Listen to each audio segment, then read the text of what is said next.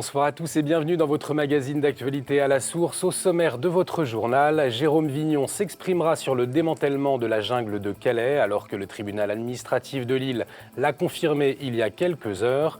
Aujourd'hui, le diocèse d'Avignon vivait un événement exceptionnel, l'exhumation de la dépouille mortelle du père Marie-Eugène de l'Enfant Jésus, fondateur de Notre-Dame de Vie, reportage dans ce journal. Et puis la nouvelle église chaldéenne Saint-Jean-Apôtre ouvrira ses portes le 6 mars à Arnouville dans le Val d'Oise. Présentation de ce lieu de culte et de sa communauté dans cette édition. Alors que 15 évêques de France ont annoncé leur visite au Salon de l'Agriculture lundi prochain, on va débattre de la relation de l'Église avec le monde rural avec nos deux éditorialistes. Aymeric Pourbet, directeur de la rédaction de Famille Chrétienne. Bonsoir Aymeric. Bonsoir Olivier. Et Louis Dauphren, rédacteur en chef à Radio Notre-Dame. Bonsoir Louis. Bonsoir. À tout à l'heure. Le tribunal administratif de Calais a tranché, la moitié sud de la jungle sera démantelée. Toute la journée, associations et migrants attendaient la décision de la magistrate de Lille. Vendredi, ils avaient demandé un report pour l'expulsion de 1000 réfugiés. Pour Jérôme Vignon, président des Semaines sociales, la question n'est pas seulement de savoir si on démantèle la jungle. Ce que veulent les associations, c'est que cette relocalisation se fasse dans de bonnes conditions. Donc on se donne le temps nécessaire. Et elles estiment qu'il y en a plus que l'estimation de la préfecture. Donc elles pensent que les pouvoirs publics ne seront pas en état de procéder dans de bonnes conditions à ce transfert, à cette redistribution. C'est ça l'objet du bras de fer.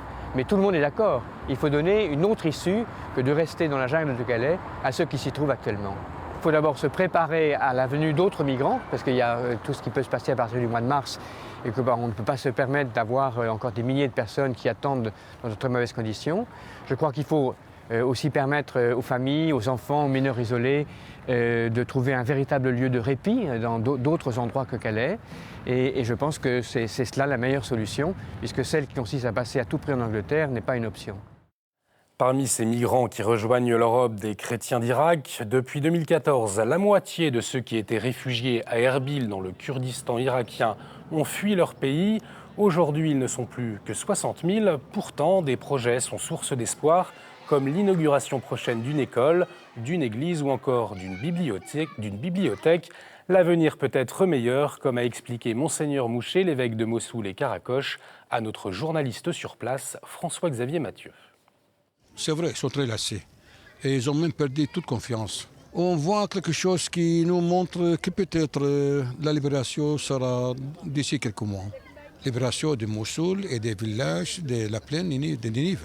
J'ai rencontré plusieurs responsables, même des Américains et des Français, qui insistent maintenant que je pense que le temps de chasser d'ISIS est proche et il faut quand même faire quelque chose pour ce peuple chrétien et non chrétien qui sont dispersés d'ici. Nous prions les gens de bonne volonté de forcer vraiment les gens de politiciens pour prendre leurs responsabilités et d'essayer de se dépêcher pour libérer nos villes et villages et de rentrer chez nous.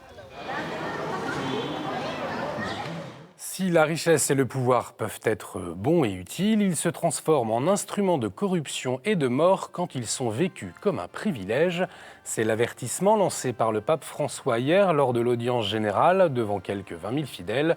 Le Saint-Père commentait le récit du roi Akab qui souhaite acheter la vigne de Naboth. Lorsque ce dernier refuse, la femme du roi le fait condamner à mort. Une histoire qui demeure actuelle, a assuré le pape. Anche una storia d'oggi,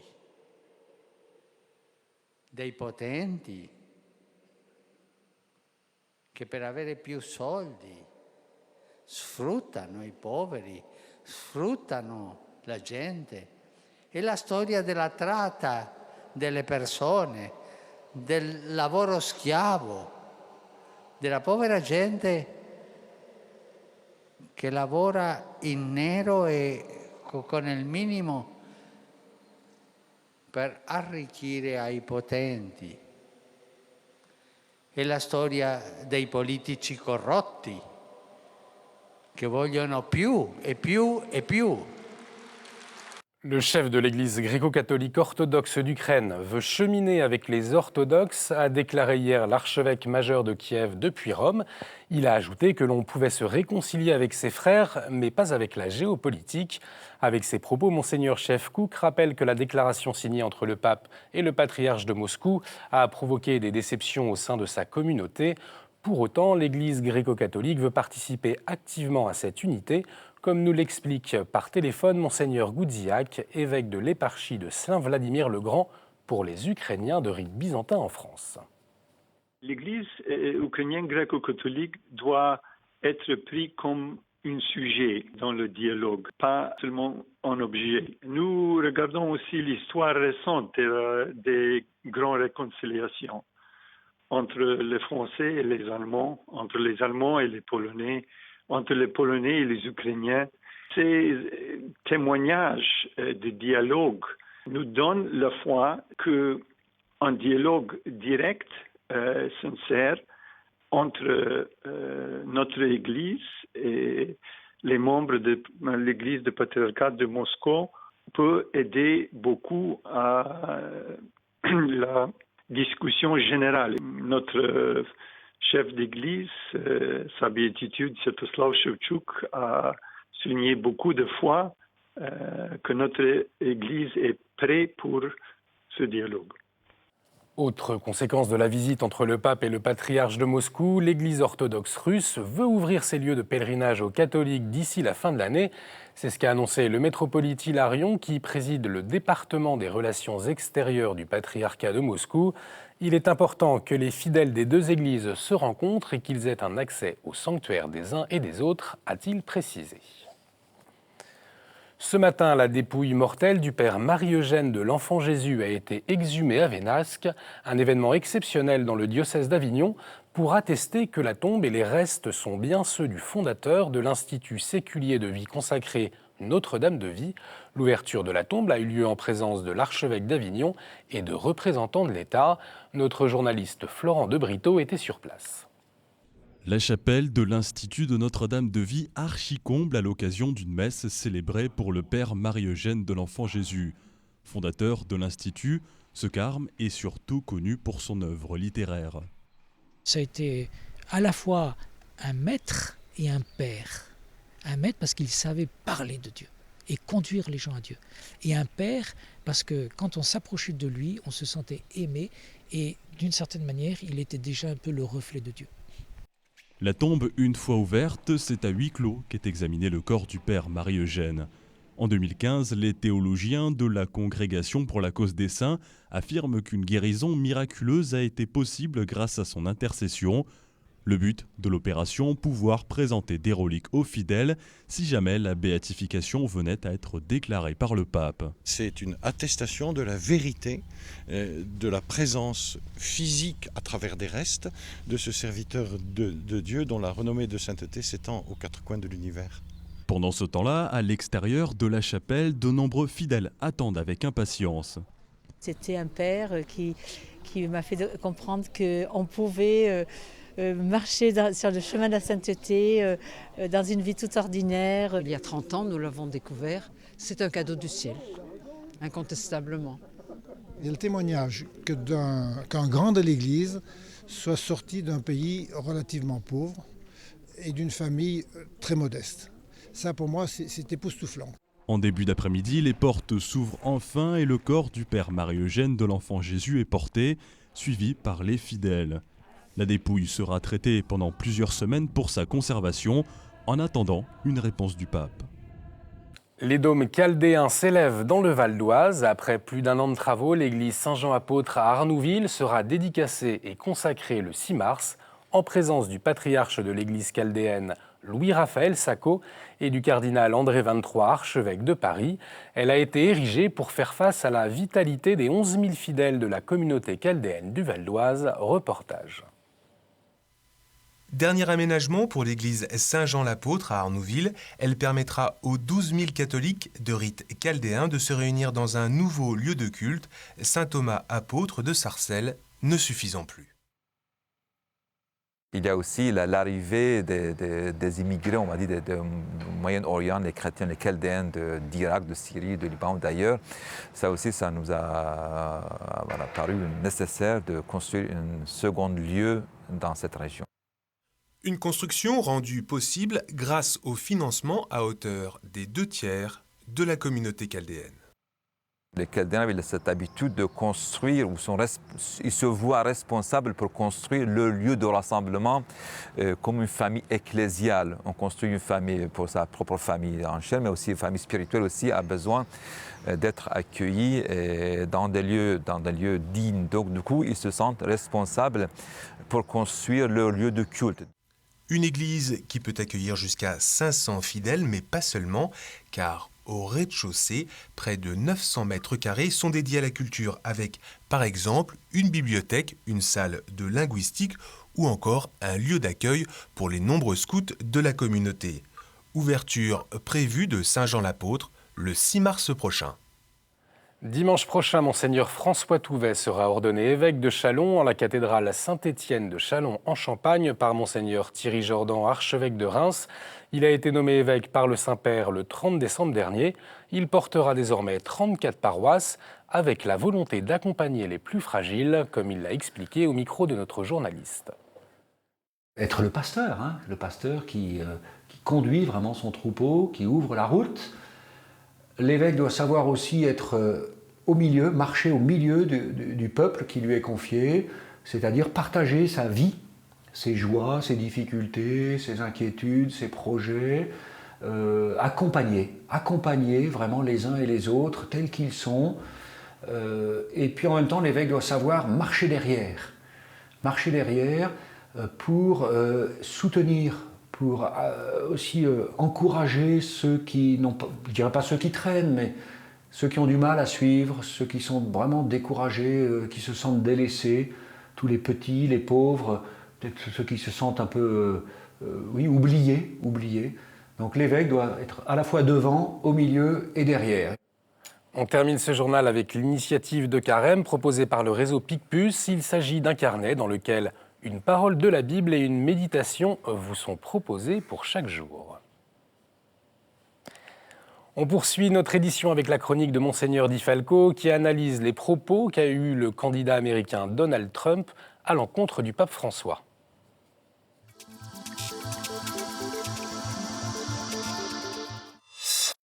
Bonjour. La réponse du pape François à un journaliste qui l'interrogeait sur le projet de Donald Trump, candidat républicain à la présidence des États-Unis, de renforcer le mur qui sépare les États-Unis du Mexique, a suscité de nombreuses réactions dans l'avion qui le ramenait du Mexique. Le pape François a dit « Une personne qui ne pense qu'à faire des murs et non des ponts n'est pas chrétienne. » Et cela n'est pas l'Évangile. Ces paroles ont fait le buzz, comme on dit aujourd'hui. De nombreux médias se sont fait l'écho de ces paroles, mais souvent en disant « Le pape François met en cause la foi de Donald Trump ». La réaction de Donald Trump n'a pas tardé. Qu'un leader religieux mette en doute la foi d'une personne est honteux, dit-il. Je suis fier d'être chrétien et comme président, je ne laisserai pas la chrétienté être constamment attaquée et affaiblie. Mais voilà, il se trouve que le pape François n'a pas mis en cause la foi de Donald Trump, mais ses propos. Nuance. Donald Trump lui-même n'a pas bien entendu ce que le pape a dit, sa réaction en est la preuve. Personne ne peut se permettre de déclarer que quelqu'un a la foi ou ne l'a pas plus le pape que quiconque, car personne ne sait ce qui se vit dans le cœur et dans la tête d'un individu. Pour l'Église, c'est la distinction que l'on fait entre le fort interne, qui désigne ce qui est du ressort de la responsabilité de chacun dans le secret de sa conscience, et le fort externe, qui désigne ce qui relève de la responsabilité de chacun devant les autres.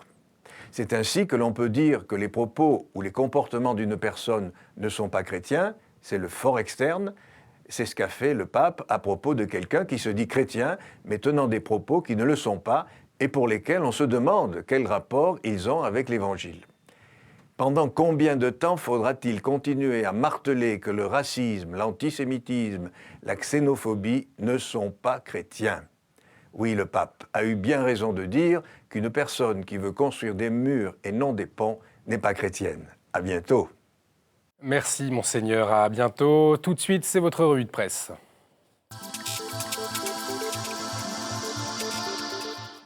Et on commence avec Famille chrétienne et sa une sur Jacques Fesch, guillotiné en 1950 à 27 ans pour avoir tué un policier, mais c'est de sa conversion en prison qu'il est question, Aymeric Pourbet. Oui, la prison en fait a été un peu une sorte de cellule de monastère pour Jacques Fesch. Ce qui est intéressant, c'est aussi que ça peut concerner les jeunes d'aujourd'hui, puisque ça a été une des innombrables victimes des familles divisées, séparées, du matérialisme aussi. Il avait des rêves qui étaient trop grands pour lui, et donc voilà, ça a conduit au drame, mais le drame l'a conduit à la conversion.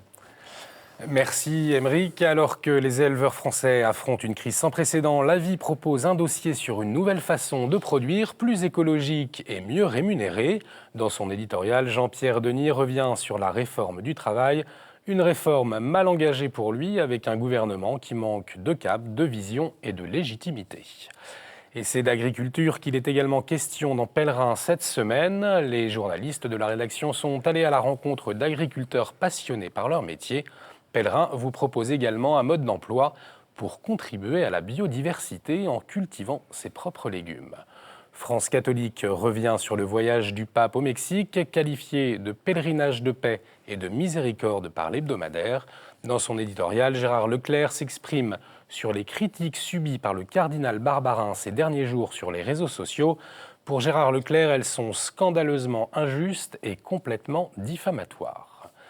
Que sait-on de l'infini qui nous entoure? Quels sont les enjeux et les horizons de l'exploration spatiale? C'est le dossier cette semaine de l'hebdomadaire Réforme. À noter également l'article de Marie Billon sur la campagne lancée par l'Église anglicane à Londres pour susciter des vocations. Voilà pour votre revue de presse. Il est temps de retrouver nos éditorialistes.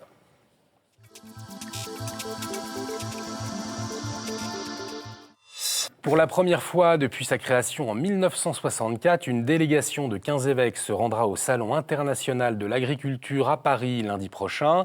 Pour parler de cette présence visible et du soutien de l'Église auprès des agriculteurs, nous recevons aujourd'hui Aymeric Pourbet de Famille chrétienne et Louis Dauphren de Radio Notre-Dame. Merci messieurs pour votre participation. Alors, pour commencer, qu'est-ce que l'Église vient faire au Salon de l'agriculture selon vous? Aymeric. J'y vois deux raisons. D'abord qu'aujourd'hui l'agriculture est devenue une périphérie, puisque c'est devenu une expression consacrée. C'est vrai que les agriculteurs, on ne veut plus les voir.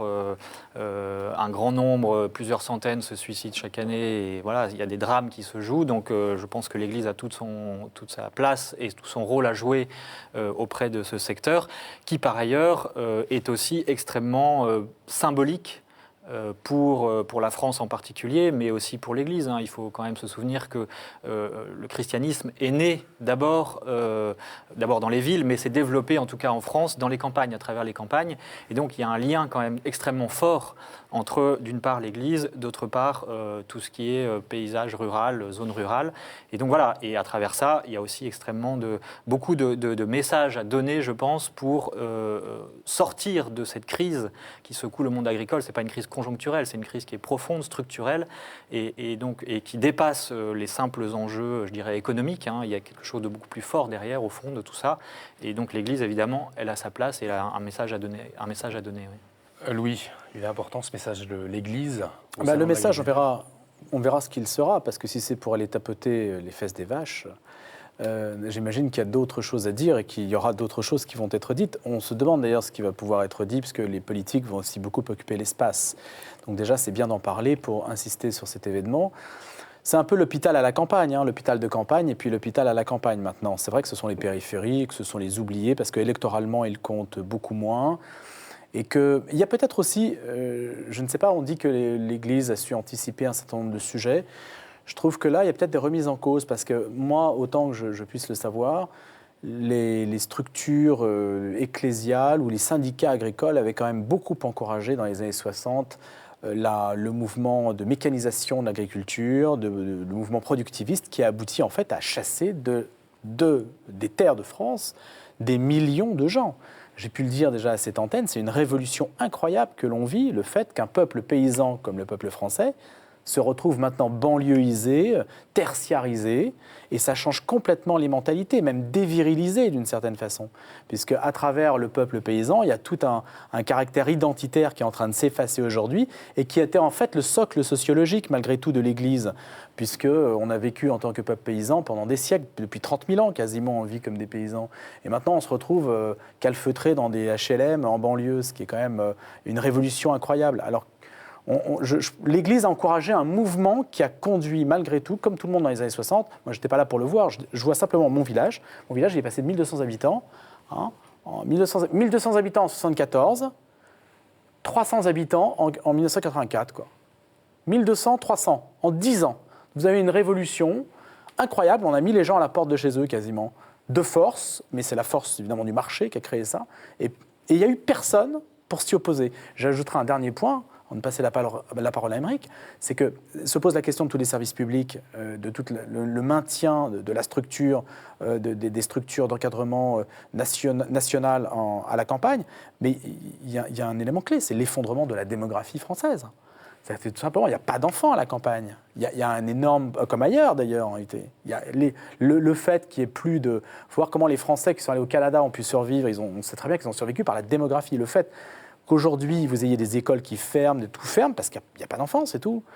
Mais est-ce que justement l'Église... Donc le monde rural crève de ça. Mais est-ce que l'Église a été suffisamment présente justement dans ce monde rural, dans ce village qui passe de 1200 habitants à 300 habitants? Est-ce que l'Église, elle était présente justement à ce moment-là pour vous, selon vous?